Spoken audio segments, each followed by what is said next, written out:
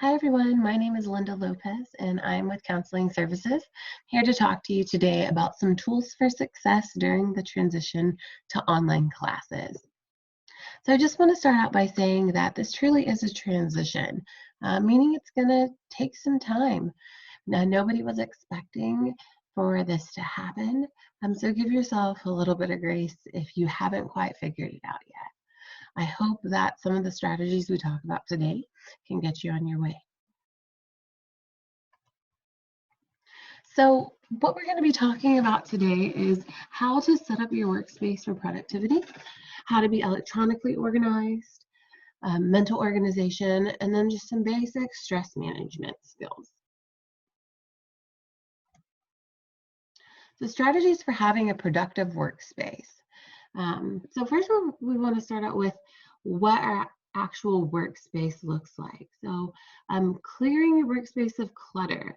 A lot of times when there's physical clutter, there's mental clutter. So it's hard to think straight, hard to concentrate whenever there is a lot of clutter around you. So maybe this means if you're working from your bedroom, for example, clearing your room of any trash, any dirty dishes, maybe picking up the clothes that's on the floor, or making your bed. Working at a table and desk can be really helpful versus working at your bed and couch. If you are working from your bed or your couch, it can be really easy to be distracted or to even fall asleep. Those are places we typically relax. So working at a desk in your room or even the kitchen table, if that's an option, might help you be a little bit more focused and productive. Don't face something that's distracting. So maybe you turn off the TV, or if it's on, maybe you don't face the TV, or maybe you don't face the kitchen where it can be really easy to get up and go get multiple snacks. And I have talked to some people who've said, well, I just kind of turned my desk and face it to the corner where it's kind of a blank wall and I can just strictly focus on my schoolwork. Find what works for you. Setting up an environment that is soothing to you. So we are constantly doing things that are really soothing to us. I think a lot of times we don't notice or we don't give ourselves credit. Some of these things can be as simple as lighting a candle, maybe spraying some aromatherapy or even some Febreze just to make it smell good, some fresh flowers, having those in the house or in your room. And before you start your work, maybe you get a glass of water or a drink and a couple of snacks, and you have them right there for you so that you don't have to keep getting up and moving around. Another thing to consider is that different tasks need different spaces. So, for example, where I do my exercise is probably a lot different than the place that I do my schoolwork, or where you practice your instrument may be a little bit different than the place that you are going to sit down and write your paper. So considering that whenever you are considering what tasks you need to complete. Silencing your cell phone and email notifications. Right now, since everything is online, there is an influx of emails coming in, probably consistently throughout the day.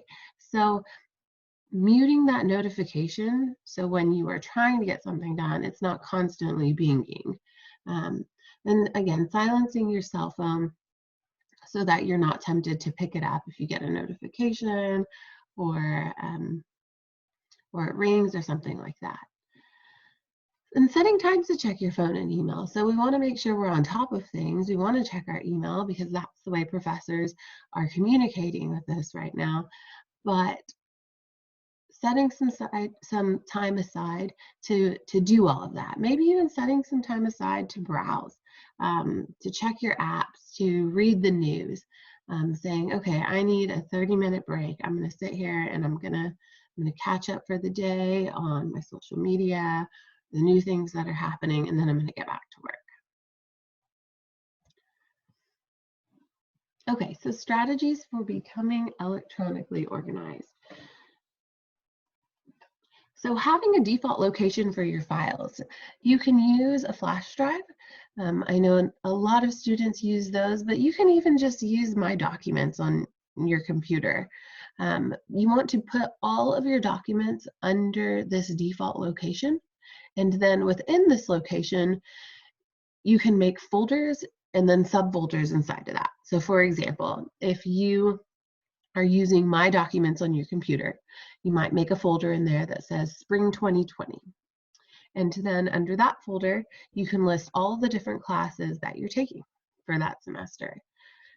And you will just file all of the assignments or instructions or syllabi that you have for those classes under that specific folder. That way, whenever you need to access those papers, let's say you need to go back and work on that English paper, you know exactly where it is and exactly where to go. Developing a standard way of naming the files. So maybe something just as simple as names and dates. Doesn't have to be the super long explanation. Something that will be easy for you to understand what it is and find it automatically. And filing as you go. So it can be really tempting to just save it to the desktop, and then before you know it, you have all of these little icons on your desktop. So filing it whenever you're done working on it for the day, make sure you're putting it in the folder it belongs to. All right, strategies for mental organization. So start with time management. So time management is the process of planning, prioritizing, and organizing how much time you spend on specific tasks. So time management is great. The only problem with time management is that you're constantly working against the clock, which can lead to a lot of stress. So no matter how well you prioritize your time, you can't work all day. And I think sometimes it's really tempting to make our list of things that we want to do really, really long. When we overschedule ourselves, we'll end up feeling disappointed. So just giving yourself some time to approach each task individually, because overscheduling leads to overwhelming. One thing I like to ask myself is, okay, how much time do I have? And then how long will it take me to complete this? You'll produce better work when you place the importance on task versus time management. So that's what takes me to the next slide for task management. This may involve putting all of your new assignments and class times into a planner or calendar. Going through all of the new assignments that you've been assigned, hopefully there's not too many, but adding them into in your planner or wherever you're keeping your log. I know some students have found some neat apps out there to help them stay organized. And making a daily or a weekly to-do list. So lists are great. They can help you prioritize your most important tasks. Easy to pick out which ones are more important when you have a list of them in front of you. They're also great because, especially right now, whenever we have so much information coming in, it can be easy to feel like we're forgetting something. And a list can help make these tasks seem more manageable. So asking yourself, okay, what do I have to do and when can I get it done? I'm not going to assign myself, let's say I want to exercise, clean my room, and finish my English assignment all in an hour. That would be fabulous if we could do all of that in an hour, but that's likely not going to happen. That just doesn't seem like enough time to complete all of those things. So if we put that pressure on ourselves to do it, we're racing against the clock, and then we oftentimes just end up feeling disappointed. So being flexible, giving yourself, 1, 2, 3 hours to do a certain amount of tasks versus being extremely structured and trying to break it down, every 15 or 30 minutes. Whenever we are able to do these things, whenever we can make a list and give ourselves the correct time for our task, it can help us feel accomplished and help us feel like we're actually making progress. There's something about marking something off of your list that can feel really good. All right, so that brings me to stress management. So, couple strategies for stress management. I think it's important to know that stress doesn't always have to be a bad thing. A little bit of stress is what helps us stay focused, it helps us stay alert and organized.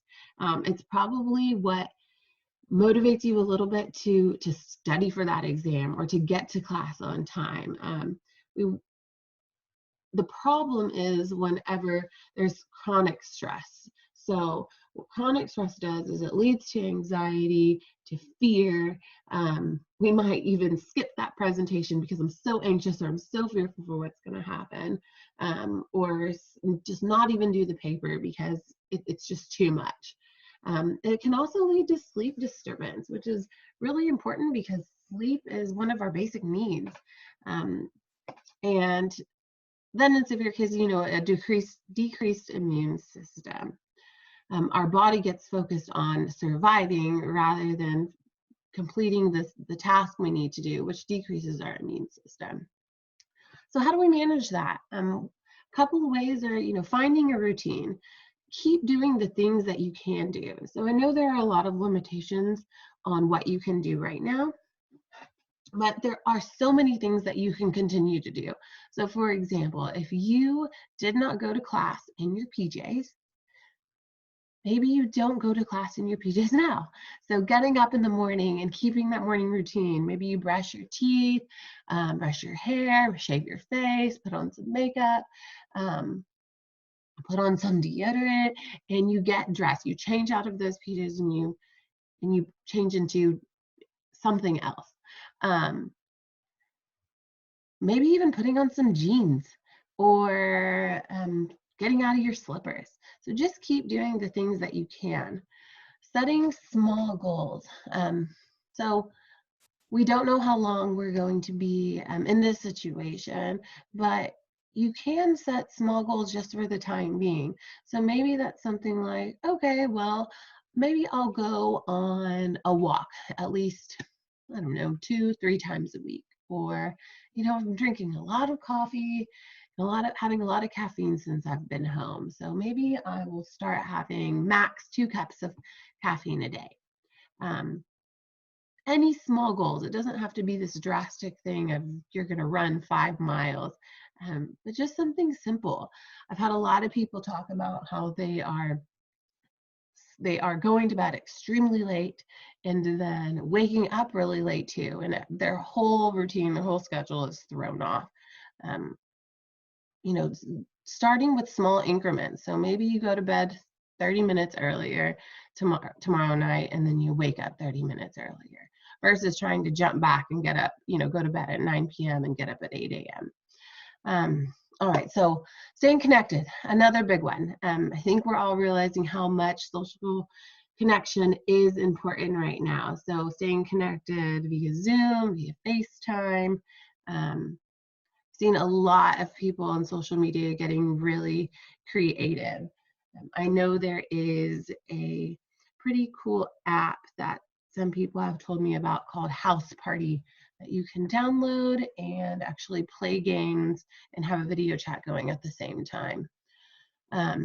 Keep moving. So this doesn't mean being extremely active. We're not asking you to go run 5 miles or all of a sudden take up cycling. It's just moving. So an object in motion stays in motion. We have to keep our momentum up. This might mean, again, getting up in the morning, doing that morning routine of taking care of your hygiene, walking outside to check the mail, or walking down the street, and getting up and washing dishes. Whenever we're on the couch for hours at a time, it can be a lot more difficult to get up and get something done and be productive versus whenever we've already been getting up and we have some momentum behind us. Okay, focusing on what you can control. Right now, it can feel like there is not a lot that you have control over. So focusing on what you can. So something like you can control your schedule. You can control how organized you are. There's a lot of things that you actually do have some control over.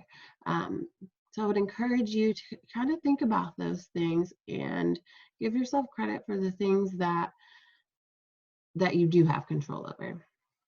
All right, staying informed without obsessing. So again, it can be easy to get sucked in to all of the articles out there, all of the things we're seeing on social media, which can in turn lead to some chronic stress, lead to a lot of anxiety and fear.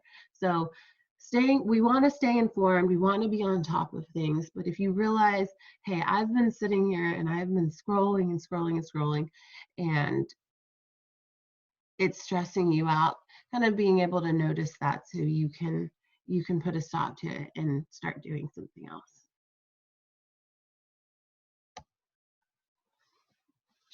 Okay, and so the last couple of things we want you to remember is that right now, it's okay to feel anxious or even fearful.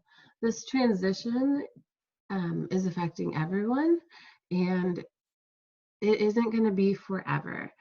Counseling services is here for you. Please give us a call if you feel like you need some services. We are offering counseling services over Zoom. So that is an option for you, whether you are a previous client or this is something new and you feel like now's the time whenever you need some help. We're here for you, and we encourage you to give us a call. Alrighty.